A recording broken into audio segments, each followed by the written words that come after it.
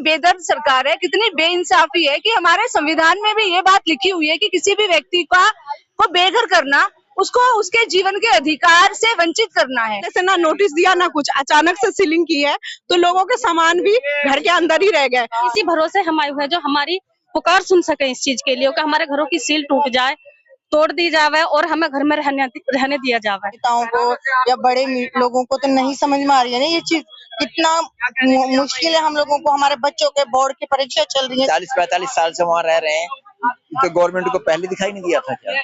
पहले देखते इस बात को। पानी नहीं मिल रहा, ना लाइट मिल रही है, बताओ क्या करेंगे, गर्मी आ गई। बच्चों को देखने वालों को, सुनने वालों, कुछ करने वाला देना होगा। 300 से ज्यादा ऐसे घर हैं जिनको सील कर दिया गया है और जिनकी औरतों को घरों से बाहर कर दिया गया है। वो ठंडक में रहने को मजबूर थी पहले, और अब जब गर्मी आ गई है तब भी वो मजबूर। बंद करो, खत्म करो।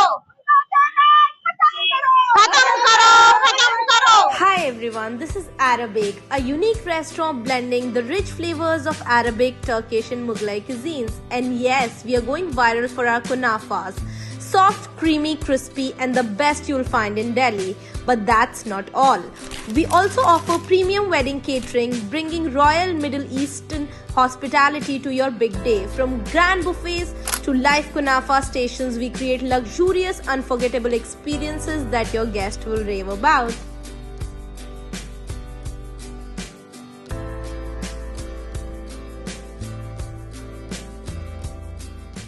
दोस्तों, इस वक्त मैं मौजूद हूँ ओखला हेड पे। यहाँ मेरे पीछे बहुत सारी औरतों को देख रहे हैं आप, ये प्रोटेस्ट कर रहे हैं, बैनर लिए हुई हैं। इनके बैनर पे लिखा हुआ है, घर उजाड़ना पाप है, दलित ओबीसी के साथ ये कैसा इंसाफ है। मेरे ठीक पीछे सिंचाई विभाग का दफ्तर है।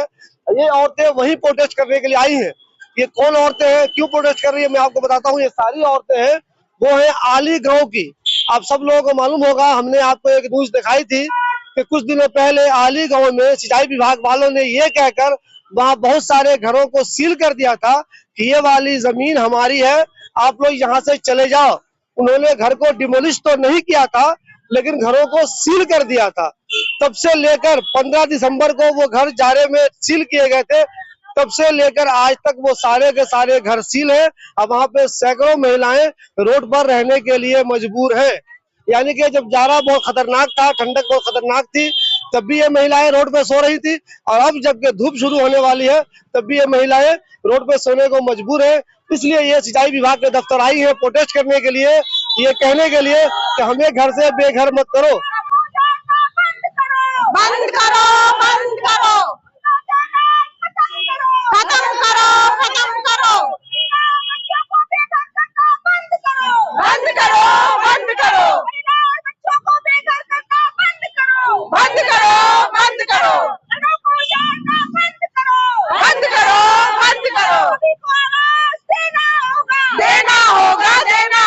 महिलाएं जो सिंचाई विभाग का दफ्तर है उसमें जाने की कोशिश कर रही है। सबके हाथ में बैनर है, पोस्टर है, और ये जो सिंचाई विभाग का दफ्तर है उसमें आने की कोशिश कर रही है। हम देखते हैं ये इनको जाने देते हैं, नहीं जाने देते हैं। फिलहाल उनकी मांग ये है कि हमारे घर को सील नहीं किया जाए, हमें बेघर नहीं किया जाए, हमें परेशान नहीं किया जाए। तो सारी महिलाएं उसी के अंदर जाने की कोशिश कर रही है ताकि इसके जो अफसर है उनसे मुलाकात हो सके और ये अपनी समस्याएं उन तक पहुंचा सके। सिंचाई विभाग के दफ्तर में हम लोग आ गए हैं। देखिए, 300 से ज्यादा ऐसे घर हैं जिनको सील कर दिया गया है और जिनकी औरतों को घरों से बाहर कर दिया गया है। वो ठंडक में रहने को मजबूर थी पहले, और अब जब गर्मी आ गई है तब भी वो मजबूर। क्या डिमांड है? हमारी डिमांड है जी, हमारा जो मकानों को सील लगा दिए ना उनको खोला जाए। गवर्नमेंट से आग्रह कर रहे हैं कि उनको खोला जाए, और जो आगे की हमारे सील की जो कर रहे हैं, जो गांव के कति सटके है वो मकान है हमारे, वो इनकी कभी खेती बाड़ी की कोई जमीन नहीं थी, वो गांव की लगती जमीन है। पुस्ता रोडा अंग्रेजों के जमाने के टाइम का था, और ये आप कह रहे हैं वो हमारी जमीन है सिंचाई विभाग की, जबकि आज से 100 साल पहले वो पुस्ता रोड अंग्रेजों के टाइम का बसा हुआ, 3 से 4 साल पुराना, उसमें कोई इनकी खेती नहीं होती थी। ये कह रहे हैं ये जमीन हमारी है। ये बताइए, आज ये लोग बहुत दिनों से इनके घर को सील किया गया है, बहुत परेशान है ये लोग, ठंडक में भी बहुत ज्यादा परेशान रहे। अब जबकि गर्मी आ गई है तो भी अगर इनका घर सील रहा तो भी परेशान रहेंगे। ताज्जुब की बात यह है कि इनका पानी भी काट दिया गया, इनकी बिजली भी काट दी गई। आज जो आप लोग यहाँ दफ्तर में आए हैं, क्या सोच कर आए हैं, क्या उम्मीदें हैं? देखिए, उम्मीद ये है कि दिल्ली सरकार और उत्तर प्रदेश सरकार दोनों ही लोगों की जो परेशानियां हैं, पूरी सर्दी एक 4 दिन के बच्चे ने और पूरे परिवारों ने, बुजुर्गों ने, बीमार जो भी हैं, उन लोगों ने पूरी सर्दी जो है वो बाहर काटी है।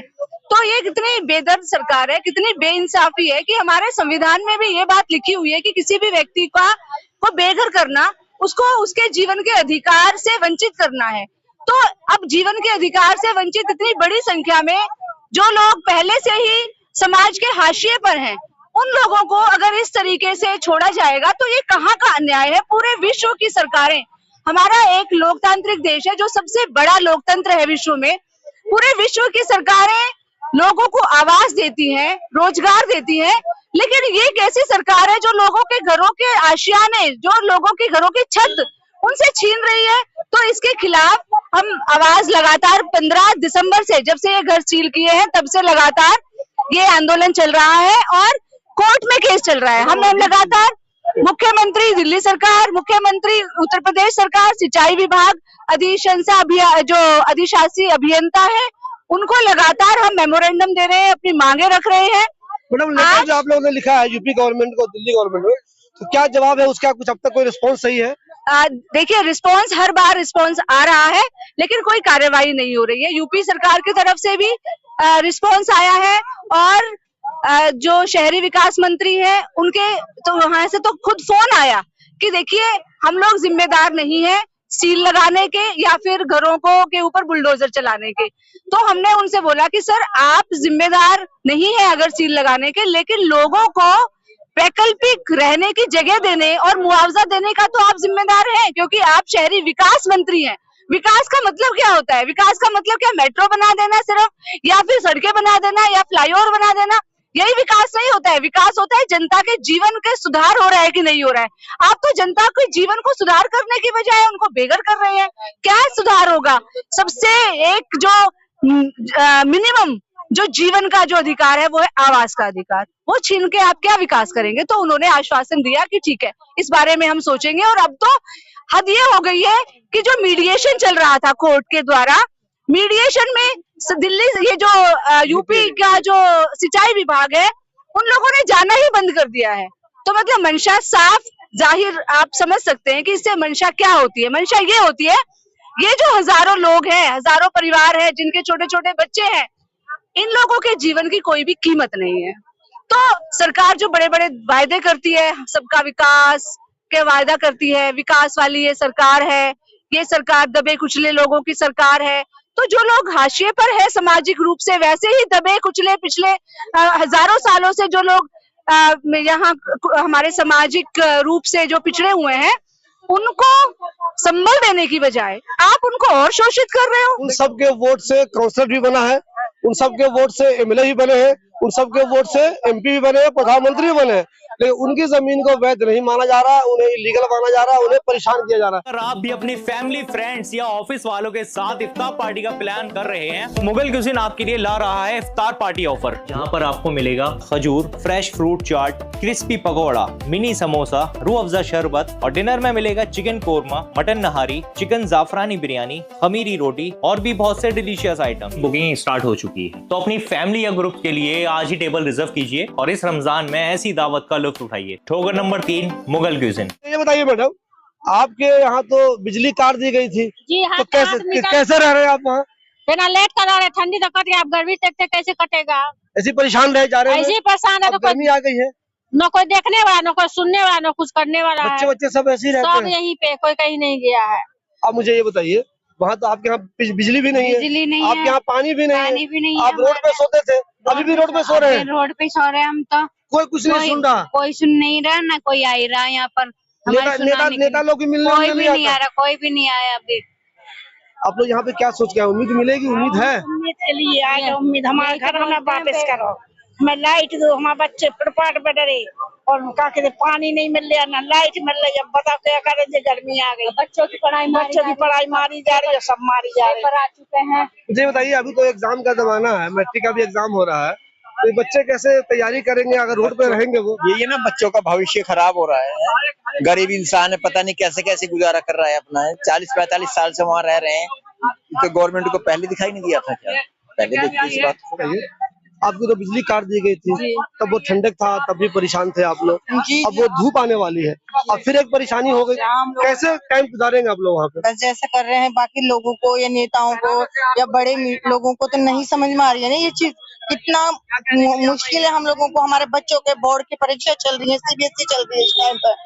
हम जानते हैं ना हमारे बच्चे किस तरह से वहाँ जंगलों में रोड पे बैठ बैठ के पढ़ाई करें। जिन बच्चों को भी भविष्य आगे इन्हीं से ही भविष्य बनेगा ना हिंदुस्तान का। तो जब ये लोग खुद ही खराब कर रहे हैं तो हम क्या कर सकते हैं? बस हम तो मजबूर हैं, मजबूरी के तहत यहाँ आए हुए हैं। अब तक कहीं से कोई उम्मीद नजर आ रही है कुछ हो जाए, कुछ हो जाए? हाँ आई है, बड़े लोग बोलते हैं, लेकिन हो तो कुछ नहीं रहा है ना हमारा। कोई लाइट नहीं, पानी नहीं, कुछ नहीं, कुछ किसी भी चीज की सुविधा नहीं है। उम्मीद के सहारे ही आ रहे हैं। थोड़ा बहुत सुना है कि सुनने में आ रही है कि उन्होंने स्वीकार करा, हमें भी अच्छा लगा सुन के थोड़ा, मगर इसी भरोसे हम आए हुए हैं जो हमारी पुकार सुन सके इस चीज के लिए कि हमारे घरों की सील टूट जाए, तोड़ दी जावे और हमें घर में रहने दिया जावे। मैंने आपको पहले भी ये वाली न्यूज दिखाई थी, कई न्यूज दिखाई थी आली गांव की। आली गांव में 15 दिसंबर को यूपी एजुकेशन डिपार्टमेंट ने वहां के घरों से लोगों को जबरदस्ती निकाल के सील कर दिया था। वो डिमोलिशन कर सकते थे, इन्होंने इसलिए नहीं किया था।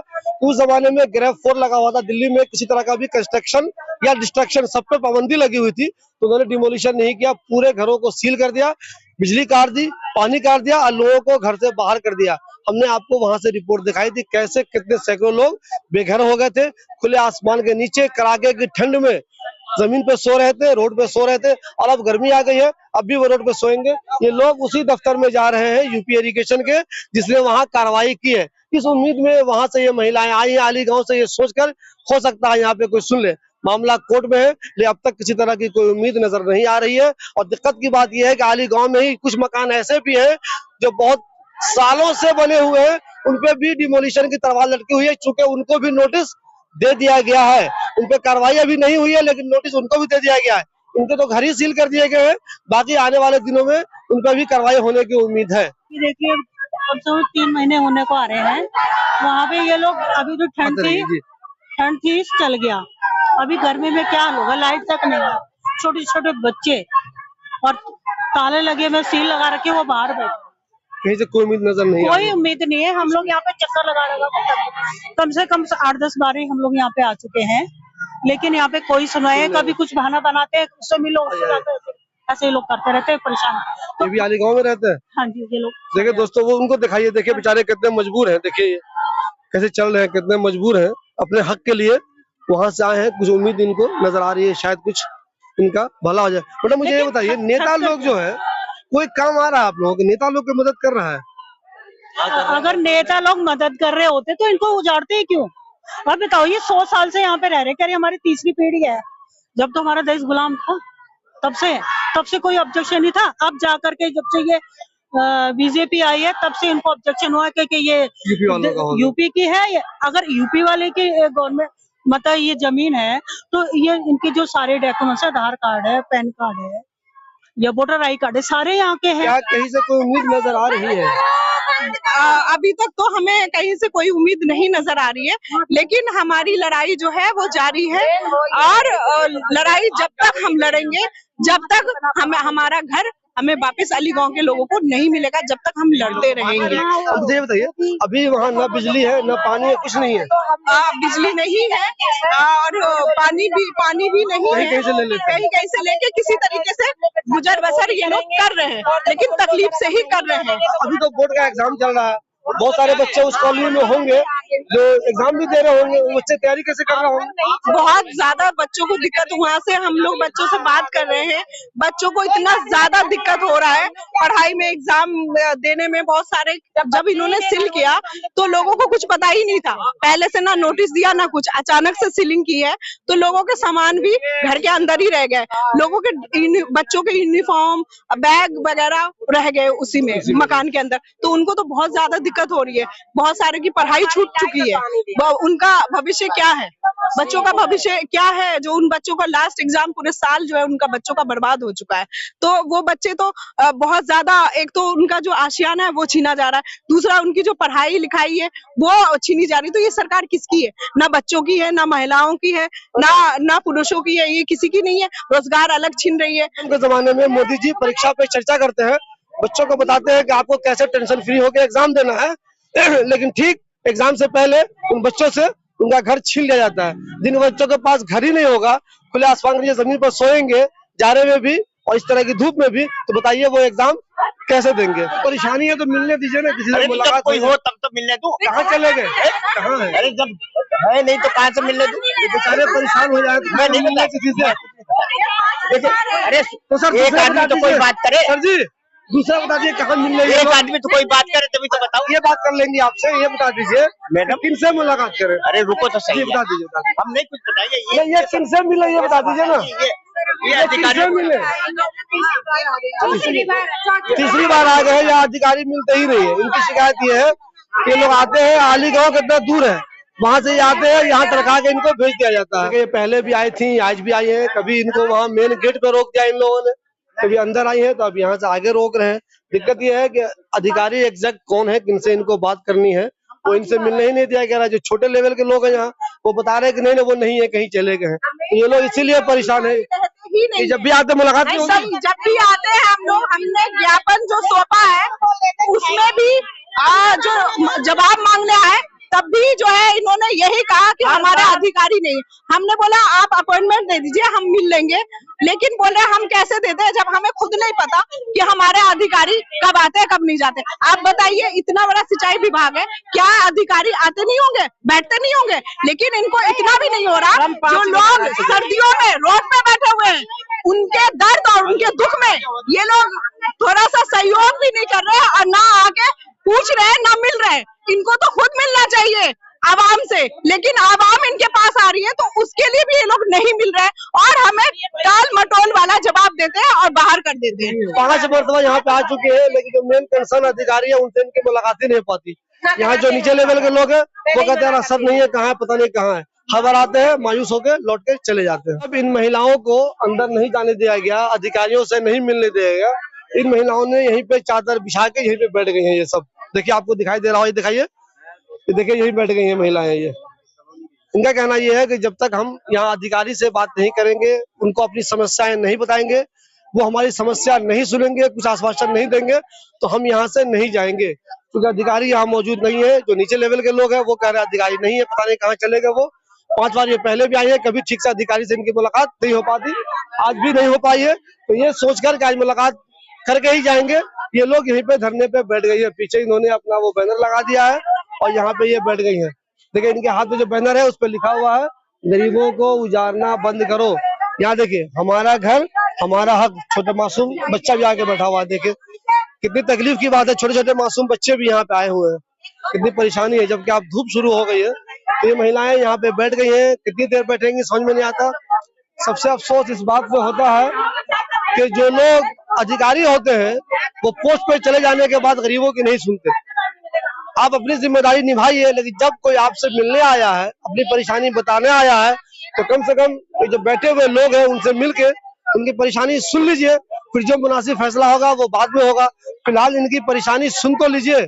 आली गांव से आए हैं, ओखला हेड पे अच्छा खासा दूर है। कुछ लोग चल के आए होंगे, कुछ लोग बस से आए होंगे, कुछ लोग बाइक से आए होंगे, और ज्यादातर ये महिलाएं हैं। देखिए ये महिलाएं जब लोगों ने नहीं सुना है, अधिकारियों से मुलाकात नहीं हुई है, तो यहीं पे धरने पे बैठने को मजबूर हो गई हैं। अब देखिए ये कब तक बैठती है, कब इनको इंसाफ मिलता है।